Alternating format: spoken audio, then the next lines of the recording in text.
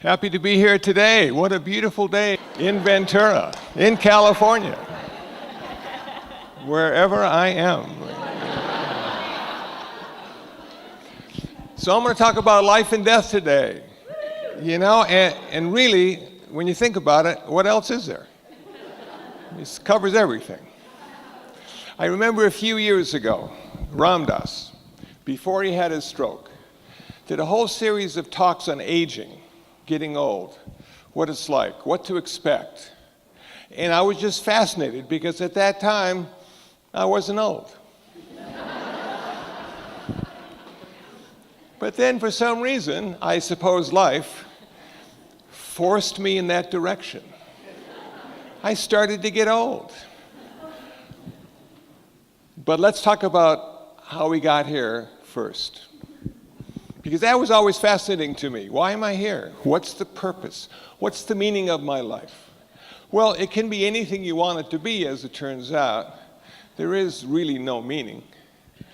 But I'm here because I had karma. For all the past lifetimes I've lived, I had created karma. And it filled up this lifetime. But I got here mainly because I had two people that loved each other enough to have sex. Or maybe I should have used the word lust each other enough. But anyway, they did, and I showed up. And they said, welcome. We don't know who the heck you are, but we're glad you're here. And we're going to put you in school, and we're going to buy you some new clothes, and we're going to teach you how to talk and think. You'll be able to do math before you know it. And you'll be like a person. Wow, I thought to myself, I'll be somebody. That'll be so cool. I'll be a human being, and I'll have thoughts and emotions and feelings and ideas, and I'll just be screwed up most of my life.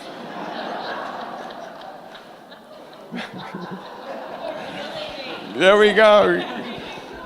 So I continued to learn and grow and understand and have new experiences and become somebody. And then I started to get old. And I thought to myself, wow, what are some of the indications of getting old? And I know today it's different. Today they say 70 is the new 50, you know, but 9 p.m. is the new midnight.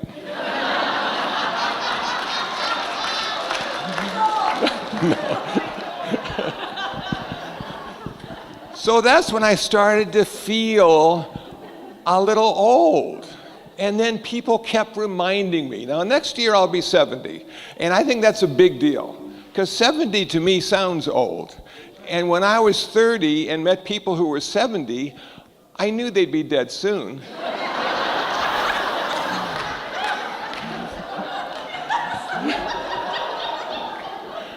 So I was courteous and I was kind and I didn't talk about age with them, you know, we just talked about stuff.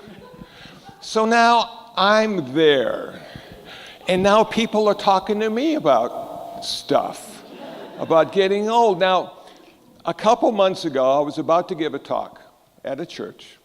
And I stopped at McDonald's to have an Egg McMuffin and I broke a tooth. Now, how the heck do you break a tooth on an Egg McMuffin? But it was really an old tooth because it was almost 70 years old.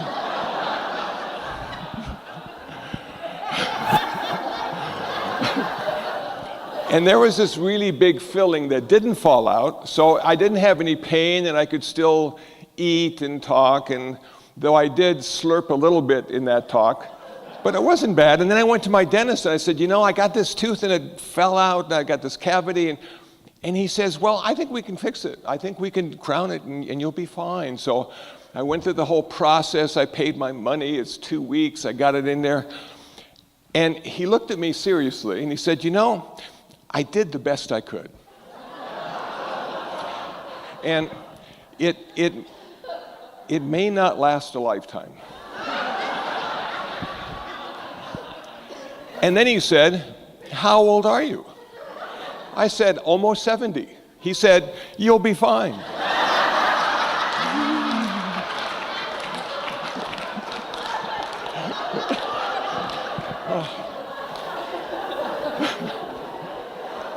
So that's how life works, you know?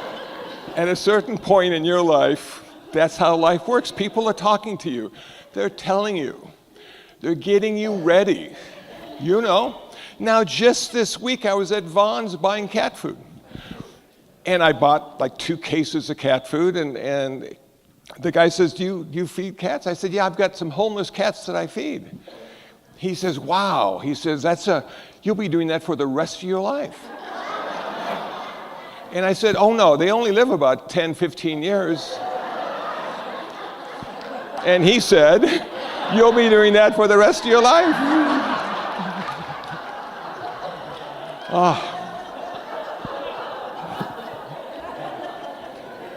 So everybody in my life is getting me ready, you know? Now, I want to bring up something that I find fascinating about aging. And it may happen to you and it may not, but in the last 6 months, I've had 4 men, older, come up to me and say, how do you stop thinking? And I said, really? He said, yeah, you know, I'm thinking all the time. I can't shut it off. I have so many regrets. I wish I had done so many things differently. I'm walking, I'm thinking, I'm talking, I'm thinking, I'm sleeping, I'm thinking. How do you stop thinking? I said, well, you know, it's really hard to stop thinking. Even if you meditate, you're still thinking. You're thinking about why the heck are you meditating? So I thought about it in my own life. And lately, I have been thinking about all the ways I could have been more skillful. From like the age of 5 to now, I thought about all the things I messed up, all the people I hurt, all the ways I could have been better. And I just, 3 o'clock in the morning, you wake up, it's like yesterday, you know? Why did I do that 10 years ago? I should have said this. So it came to mind that what I need to do is do a purification on myself. I got to be aware of all the things I've done, and I found this quote that I really like. It says, Richard Bach said this, "You are always free to change your mind and choose a different future or a different past." So now I'm in the process of choosing a different past. And then I read another quote, and it goes like this. "We are not changing what happened. We are simply changing the way it lives in us." And I thought, yeah, that's what I want to do. I don't want to change my past, but I want to remember it differently. I want to be grateful. I want to be happy that it happened. Sad that it's over, but happy that it happened. And what I need to do is I need to work on purification. And in Buddhism, we have a lot of practices that we use to purify ourselves. Now, purify the mind. Buddhism is really about the mind. And this is called a daily confession that we do at our meditation center. And this is just one of the paragraphs. It goes like this. "I have lived many lives under heavy karmic obstacles, desire, anger, pride, illusion, and ignorance. Today, because of Buddha's teachings, I know these as mistakes. Therefore, with sincere heart, I confess. I vow to eliminate the causes of suffering and to do good." Now, I'm saying that every day because those heavy karmic obstacles haven't gone away. And we're not going to be able to change what we've already done, but we can change the results. And that's what I'm working on. How do I come to a place of acceptance with me? With me. I've known myself all my life. And most of the time, I like myself. But sometimes I'm just a rascal and I get into trouble. And how do I get to a place of acceptance with that? How do I see that everything is happening exactly the way it's supposed to happen in this world of ours? Now, you may disagree with that and say, well, it's not supposed to happen that way. And I agree, but it's happening anyway. And what can we do about it? Well, from a Buddhist perspective, there's one thing we can do about the world and our life in the world.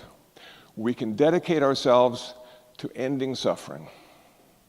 And that may entail feeding someone who's hungry. 2 days ago, we had a new cat show up at the meditation center. Long hair, big blue eyes, hungry as heck. And I didn't notice it at first, but it snuck up and went into one of the other cat's food bowls. And that cat was sort of surprised because you don't do that at our meditation center. Everybody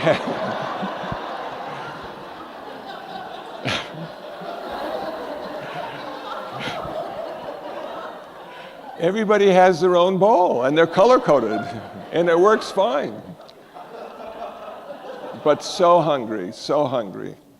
And I looked at the little guy, and I'm going, oh, man, you know? So I was able to pet the cat. He's domesticated, but perhaps abandoned. It happens a lot in our neighborhood. And I thought to myself, you know what? A little food and water can reduce a lot of suffering this cat is experiencing. So I'm going to give it a little food and water every day. And today it showed up again, so it knows where the food is. Now I've got to find a name for it, because I don't know who they are unless they have a name. And it goes on. And I look at the world and I go, wow, so much suffering. What can I do to alleviate suffering? Now, we're going to come to the difficult part in this talk about dying. And I know we don't like to think about it, excuse me, because we're all going to be there one day. And there's nothing we can do about it except die well. So the Buddha asked one of his monks, how often do you think about death? And the monk said, I think about it once a week. It's really important to me. The Buddha said, that's not good enough. He asked another monk, how often do you talk about death? Do you think about death? Do you reflect on death? He says, well, I do it every morning. When I get up and do my prayers, I think about death. And the Buddha said, no, that's not good enough either. And he asked the third monk, how often do you think about death? That monk said, every time I inhale and exhale, I think about death. Now, the Buddha said, fine, that's what you need to do. Because reflecting on death, keeping death as your co-pilot, allows you to engage in life. It's a spiritual paradox, to say the least. I just finished William Shatner's latest book. I like Bill. I watched Star Trek. He was the guy, you know? And this book was how he feels about life, his wisdom that he's learned through all the stages of his life. And he's 87 now. He's an old guy. And he said, I heard this story once, and I really liked it. The story goes, we die 3 times in this lifetime. And you go, whoa, 3 times? How does that work? The story goes, the first time you die is when you hear about your mortality, when you understand that you have to die. The second time we die is when your body dies and leaves the planet. And the third time you die is when the last person speaks your name. Now, my mother wrote a couple books about Northwoods nostalgia, northern Wisconsin. And one of her happiest moments was when they accepted the books in the public libraries in northern Wisconsin, because she knew that they would be speaking her name for years to come. That made her happy. So we should all be so lucky. I was thinking about Siddhartha Gautama, the Buddha. 2,600 years ago, we're still talking about him. Jesus Christ, we're still talking about him. Muhammad, we're still talking about him. They did something special. They allowed us to remember the qualities that are important to human existence. And we're still speaking their name. So, as I reflect on my own death and my own life, I came upon a little story by Ajahn Chah, a famous Thai forest monk, that I think really wraps it up nicely. And it goes like this.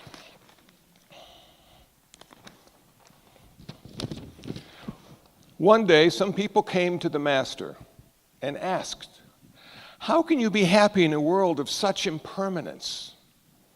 The master held up a glass and said, "Someone gave me this glass, and I really like this glass. It holds water well, and it glistens in the sunlight. I touch it, and it rings. But one day, the wind may blow it off the shelf, or my elbow may knock it from the table. And I will say, well, of course. When I understand that the glass is already broken, every moment with it becomes precious. Once we understand that our life is already broken, every moment of every day becomes special. It's a gift, and we're lucky. So I hope I didn't depress anybody. But it's important stuff to think about. You know, when you get over 30 or 40, this is important stuff. And the more we think about it, the more we can come to a place of acceptance with how special our life is. Now, I brought my harmonica. Just